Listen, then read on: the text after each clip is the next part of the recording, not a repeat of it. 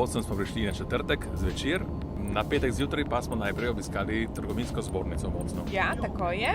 Sprejeli so nas zelo lepo. Že ko smo vstopili, je ob vhodu na tablici pisalo ime naše delegacije. Potem so nas sprejeli v eni konferenčni sobi, kjer je spet bil pripravljen že PowerPoint z vsemi podatki, ki so nam jih povedali in razjasnili in zelo prijazno odgovarjali na naše vprašanja.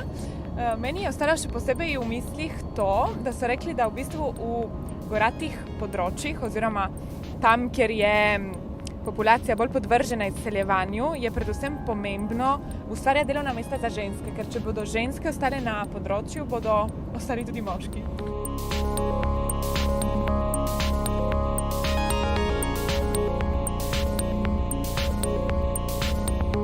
No, po trgovinski zbornici smo se odpravili na Eurak. Sami smo se odpravili. Kaj je Eurak? Eurak je v bistvu nek center, ki združuje približno 450 raziskovalcev iz Italije, pretežno, ampak tudi sveta.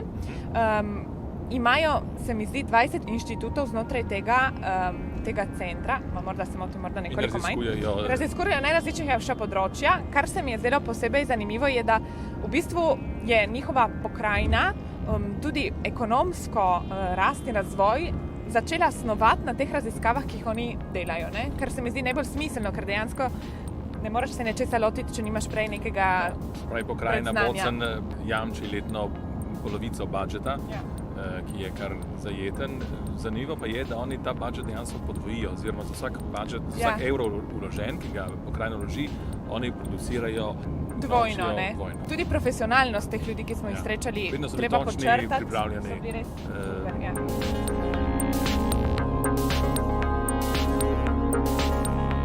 Popoldne smo bili na Jugendringu. Obiskali smo Jugendring, ki je ena mreža mladinskih organizacij južno-tirolske.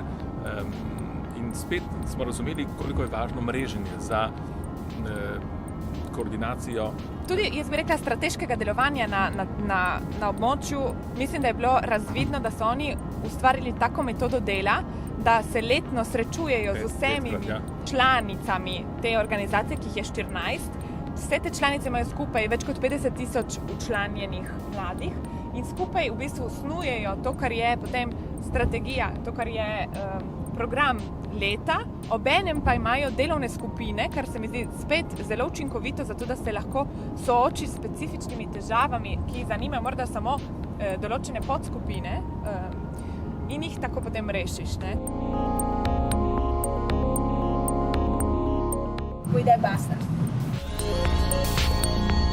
Bili smo tudi na pivu in smo srečali europarlamentarca Herberta Dorfmana, s katerim smo tudi govorili o jezikovni politiki, pravzaprav o tem, kako je važno, da politika jamči, zagovarja jezik in kulturo, kako pa je to vse povezano z gospodarstvom, z infrastrukturami, s prometnimi povezavami. Skratka, več mogoče na 4 oči, če bo koga zanimalo. Lojtrica. Samo vozi. Samo vozi. Le vozi. Vozite to.